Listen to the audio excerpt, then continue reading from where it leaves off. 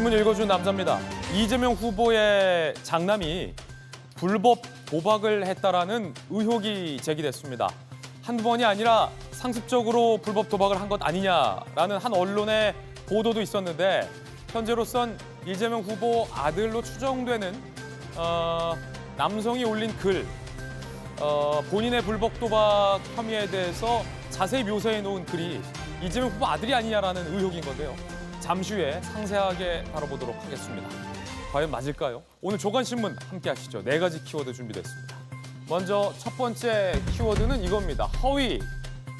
윤석열 후보에게 있어서 지금 가장 큰 리스크를 꼽으라면 아내 김건희 씨의 허위 이력 논란일 겁니다. 함께 보시죠.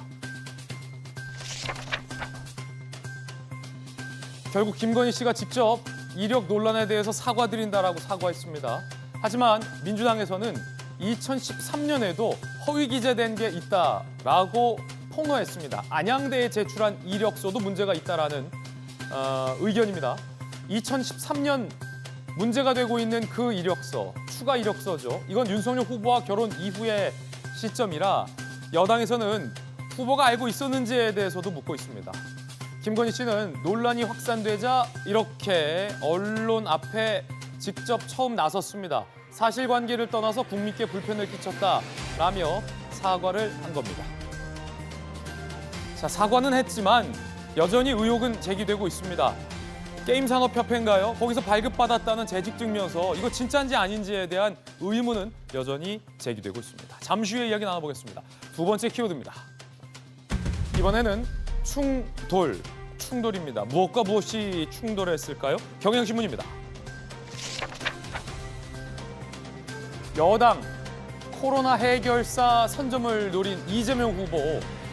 결국 이재명 후보의 요구대로 정부가 조금 전 발표를 했는데 사회적 거리 두기로 돌아간다는 발표 있었습니다. 잠시 후 속보 전해드리겠고요. 하지만 이재명표 추경, 이 정부 설득 과제로 남아있다. 경향신문은 이렇게 쓰고 있습니다. 이어서 세 번째 키워드 살펴보겠습니다. 세 번째 키워드는 이겁니다. 좌초. 무엇이 좌초됐을까요? 조선일보입니다. 방역도 일상도 모두 잃었다. 조선일보 정부를 질타하고 있습니다. 위드 코로나 결국 실패했습니다. 좌초됐습니다. 다시 강력한 거리 두기로 돌아가게 됐습니다.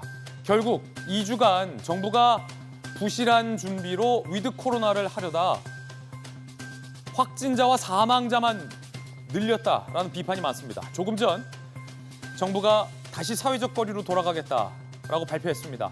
수도권은 사적 모임이 4명까지, 그리고 식당 등은 밤 9시까지만 영업을 하게 된다는 내용이 주 골자입니다. 잠시 후 상세한 내용 보도해드리겠습니다. 이어서 네 번째 키워드를 살펴보시죠. 네 번째 키워드. 뭘까요? 혼란. 영어로 chaos. 한국일보 1면입니다. 결국 수능 생명과학 2 20번 문항 출제 오류로 인정됐습니다. 전원 정답 판결이 나온 겁니다. 대학 입시 도미노 파장. 아니, 도대체 이 답 없는 문제를 우리 학생들에게 어떻게 풀라고 낸 겁니까, 이거? 지금까지 신문 읽어준 남자였습니다.